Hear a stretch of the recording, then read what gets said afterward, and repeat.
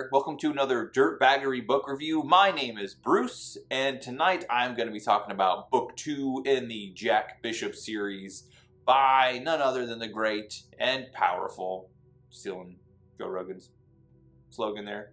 Rogan slogan, nice. Anyway, Steve Diamond, that's who wrote this book, and it kicks friggin' butt. So let's get into the old synopsis. Get ready for another spine-tingling journey with Parasite, the electrifying sequel to the acclaimed Residue. In the aftermath of the life-altering events that shook him to the core, Jack Bishop relocates to Sacramento, California, determined to uncover the truth behind his father's disappearance. His unique ability to perceive the lingering psychic remnants of both monsters and murder victims becomes his only guide in this relentless quest. Little does Jack know that an ancient and formidable psychic entity has been unleashed upon the city, threatening not just his new home, but the entire world. With time ticking away, Jack and the mind-reading Alexandra Courtney must join forces as they face unprecedented stakes. Their mission: to confront this supernatural menace and protect their loved ones, even if it means making the ultimate sacrifice. Alright, so let me tell you, this book is an action-packed, high-stakes thrill ride with massive consequences that kind of redefined what an apocalypse can look like. Now, Parasite picks up about 6 months after the chaos of the first book. Jack, Alex, and Aunt Martha have had to relocate from Clearwaters, as I said in the synopsis, to Sacramento. Things aren't really looking up for our crew here. Alex has been demoted to something barely above an intern, and their access to information within Helix is now severely limited. But it's not all bad. Jack's abilities have grown. He's more powerful now, and he can send out his aura in these sweet psychic tendrils, and when he touches someone with it, he can like send them a command and they will obey it as long as he stays concentrated enough. Alex, meanwhile, has come to realize she's kind of let her guard down a little now that she's not in her normal routine of being head of security, especially after being outmaneuvered by her own father at Helix during like a tech heist when she was trying to get some information about Project Sentinel. So in this book, the adventure kind of kicks off when Jack and Alex go searching for another Project Sentinel subject, which they discover after Alex hacks into the system. And this subject's name is Callie, and her ability is that she can basically spy through other people's eyes. Like, she can get into people's heads and see what they're seeing. But, oh boy, things go sideways pretty fast. After they go to her house, they realize that she's kind of been hosting a weird little creature, psychic parasite, inside her body, and that it broke free. So then they have to go out and they have to find Callie and kind of figure out what's going on with this parasite at the same time. And things really start to develop very quickly, essentially turning Sacramento into a friggin' horse show, and the air is beyond, because it spreads quick. This isn't really like your regular zombie flick. It's these infected are part of a hive mind, right? So they're coordinated. They are literally soul devourers. Not only do you die, but they eat your soul, and they're terrifyingly efficient. They're technically alive, like the bodies are alive, they just have no soul. The parasite is in full control. It's essentially a meat puppet. They feel no pain, but the bodies still need to function, right? So if you break the leg, yeah, it doesn't feel pain, but that leg is kind of useless now, so you slow them down.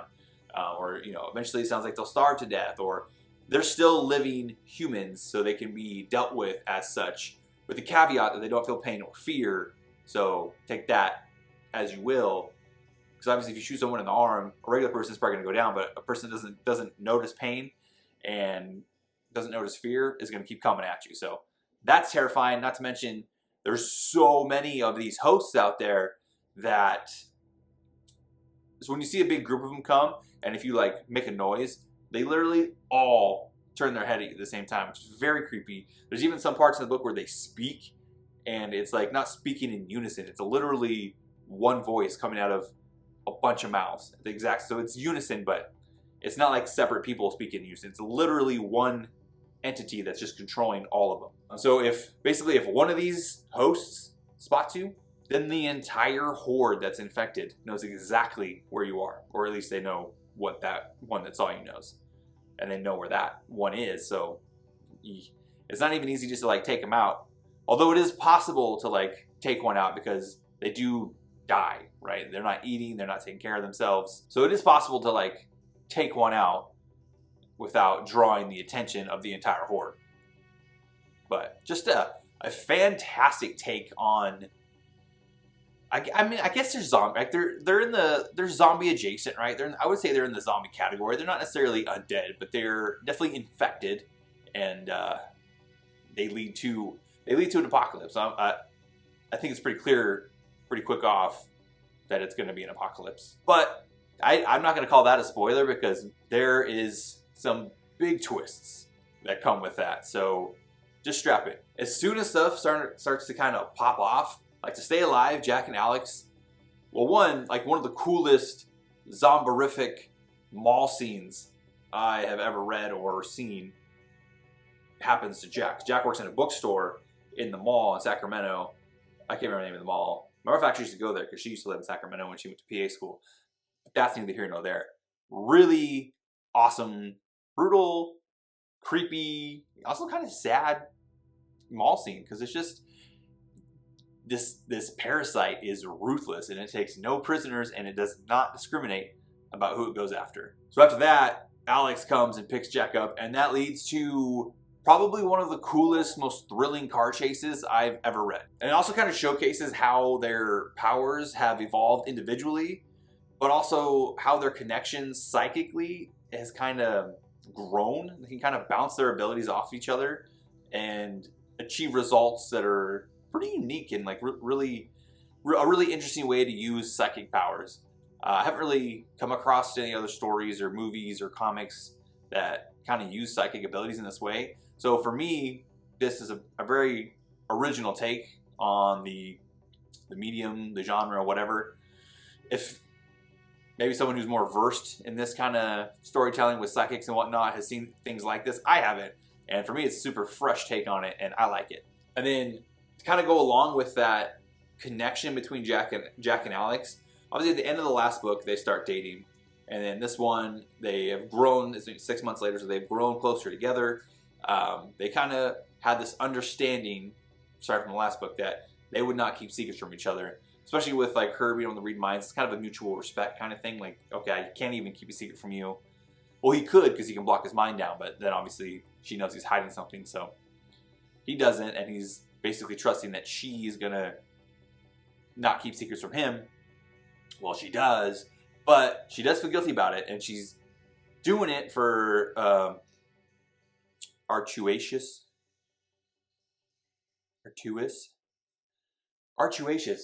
Why can't I'm not saying the word right. Artuous reasons. That was weird. I totally like, brain farted that word. Anyway, she's doing it for arduous reasons, and when she finally is like, okay, I gotta spill the beans and let my boy know what's up.